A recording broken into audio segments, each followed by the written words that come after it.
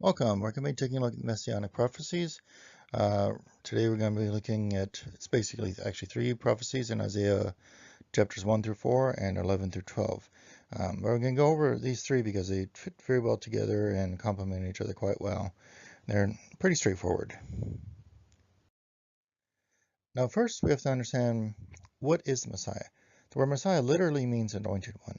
One of the things so many people fail to understand is that Messiah in the Tanakh or Old Testament is used to describe every anointed king and priest. In the Septuagint, which is the ancient Greek translation of the Tanakh used by the early Christians, and also the New Testament, the word used is Christ, which is simply the Greek word for anointed one. They're both the same thing, just two different words for the same thing. Whenever you read the word anointed one in the Bible, it's simply a translation of the Hebrew word Mashiach or Messiah, or the Greek Christos or Christ. But the translators always translate these words whenever they refer to someone other than Jesus, but leave them untranslated, basically just kind of anglicize the pronunciation, go from Mashiach to Messiah or Christos to Christ. But they leave them untranslated when they are believed to refer to Jesus.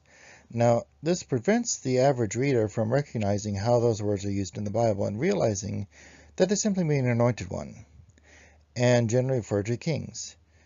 Christian leaders have redefined Messiah and Christ to mean completely different things. I mean, you don't really think of, when you think of the Messiah, it's like, for a Christian, you don't think of this ruler, this king.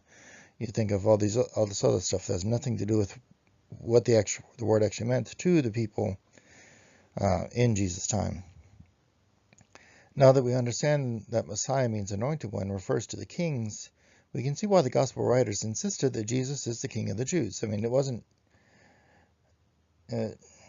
people fail to really understand that's what the Messiah means king. It's ruler, King of the Jews. Well, it means anointed one, but it's associated with being a king. It's not associated with all the other stuff that Christians talk about. And the prophecies that are irrefutably messianic in nature are the ones that address this king. The Davidic kings ruled for the time of David until the Babylonian exile. But when the Jews returned from exile, the Davidic line was not returned to the throne. But before, during, and after the exile, God promised through his prophets that an heir of David would come, the promised Messiah. Here we will look at some of the prophecies of Isaiah, who warned of the coming destruction of Judah and the exile and the coming of David's heir who would rule in God's kingdom.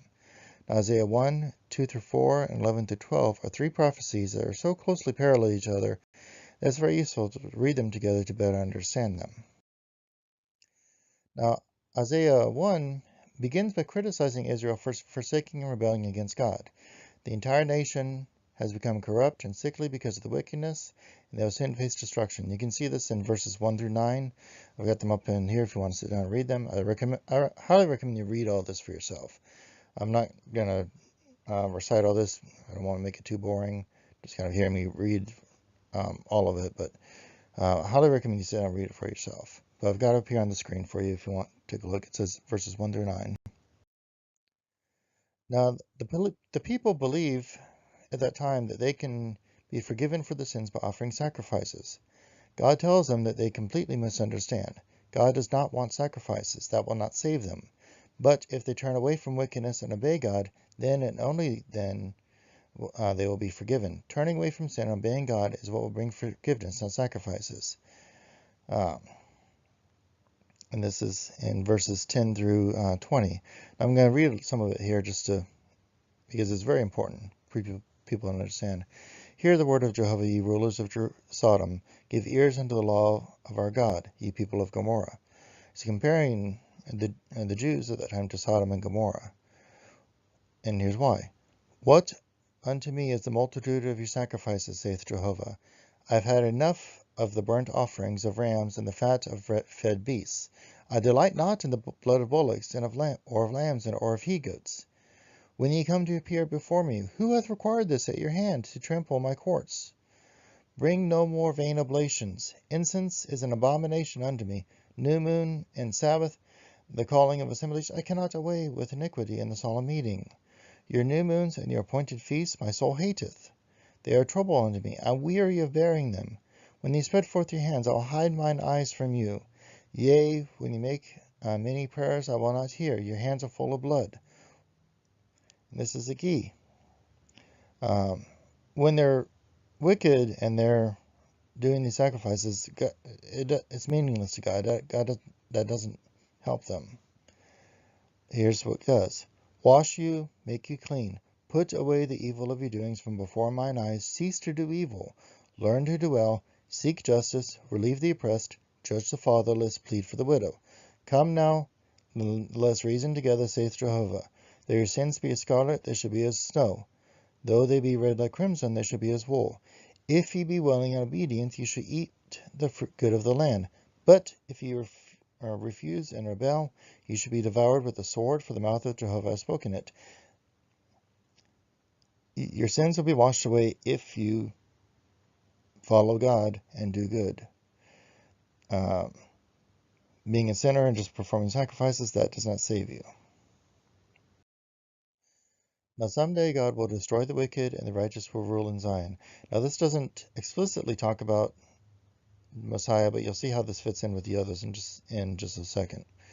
But that's covered in verses 21 through 31.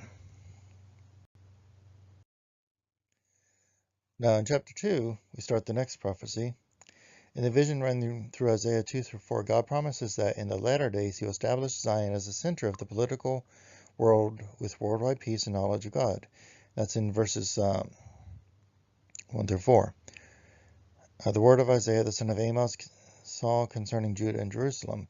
And it shall come to pass in the latter days that the multitude of Jehovah's house shall be established on the top of the mountains, and shall be exalted above the hills, and all nations shall be flow unto it. And many people shall go and say, Come ye, and let us go up to the mountain of Jehovah, to the house of God of Jacob, and he will teach us his ways, and we will walk in his paths. For out of Zion shall go forth the law, and the word of Jehovah from Jerusalem.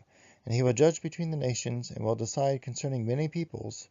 And they shall beat their swords into plowshares, and their spears into pruning hooks. Nation shall not lift up sword against nation, neither shall they learn war any more. That's the Messianic age.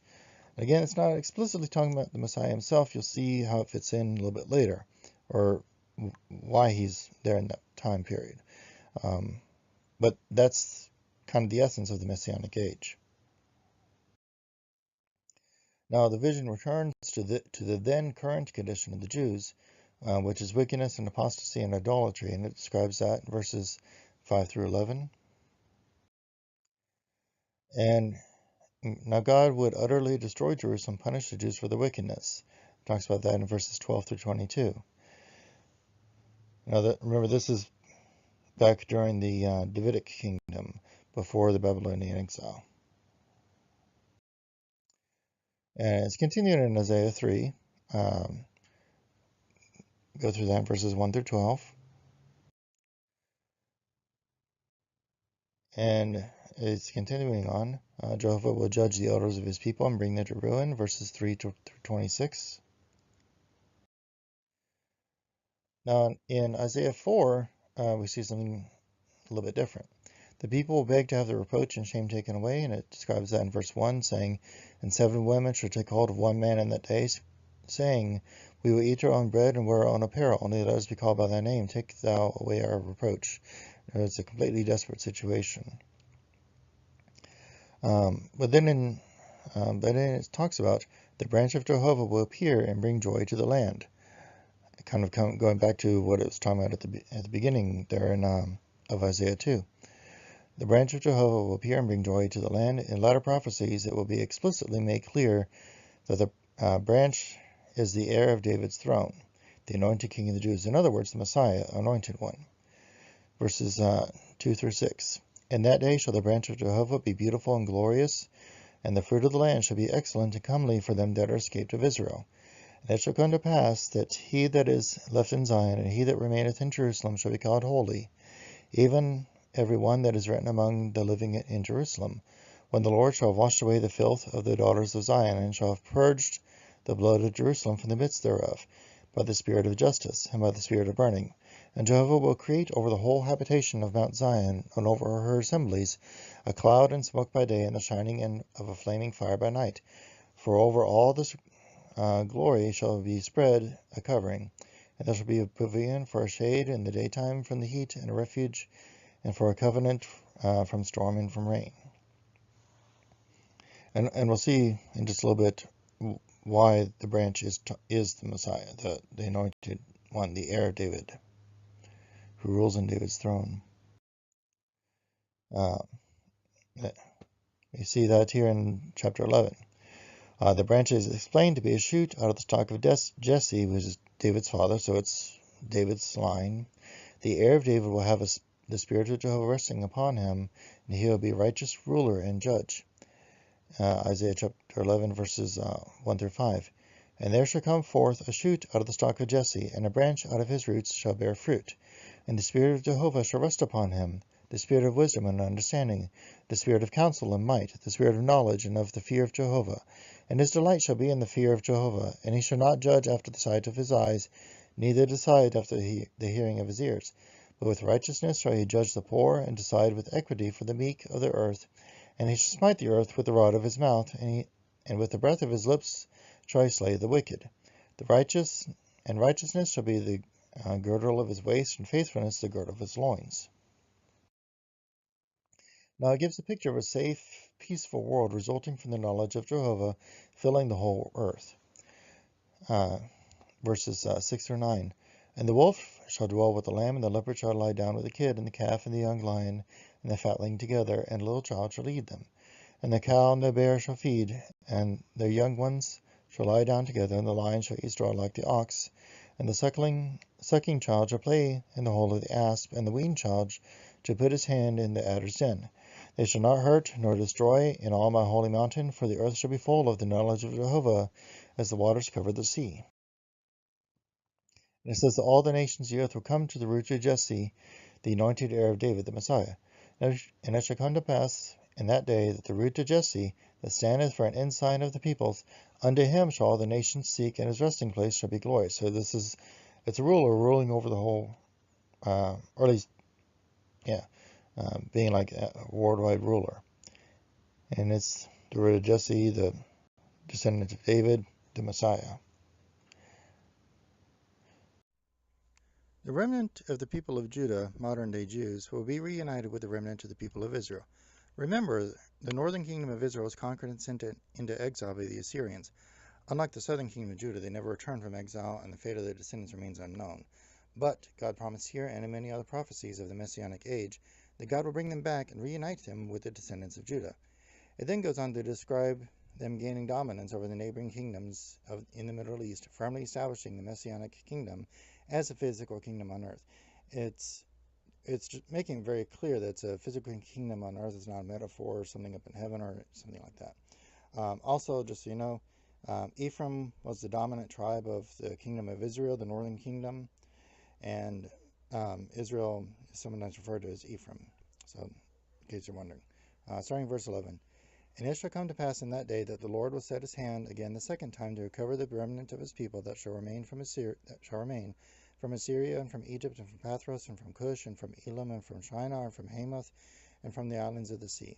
And he will set up an ensign for the nations, and will assemble the outcasts of Israel, and gather together the dispersed of Judah from the four corners of the earth. The envy also of Ephraim shall depart, and they that vex Judah shall be cut off. Ephraim shall not envy Judah, and Judah shall not vex Ephraim. In other words, they're both going to be there together. One's not going to be jealous of the other, causing trouble or something. And they shall fly down upon the shoulder of the Philistines on the west. Together they shall despoil the children of the east. They shall put forth their hand upon Edom and Moab, and the children of Ammon shall obey them. And Jehovah will utterly destroy the tongue of the Egyptian sea, and with a scorching wind he will wave his hand over the river, and will smite it into 7 streams, and cause men to march over dry shod. And there shall be a highway for the remnant of his people that shall remain from Assyria, like as it was for Israel in the day that it came up out of the land of Egypt. And just for the conclusion there, it says it summarizes about describing how God will save us and we will give thanks. Starting in chapter 12, verse 1. And in that day thou shalt say, I will give thanks unto thee, O Jehovah, for thou wast angry with me, thine anger is turned away, and thou comfortest me. Behold, God is my salvation, I will trust, and I will not be afraid. For Jehovah, even Jehovah, is my strength and song, and he is become my salvation. Therefore with joy shall ye draw water out of the wells of salvation, and in that day shall ye say, Give thanks unto Jehovah, and call upon his name. Declare his doings among the peoples. Make mention that his name is exalted. Sing unto Jehovah, for he hath done excellent things. Let this be known in all the earth. Cry aloud and shout, thou inhabitant of Zion, for great is in the midst of thee is the Holy One of Israel. And this concludes those few prophecies I want to take a look at right now. Another time we'll start examining some of the others. Thank you.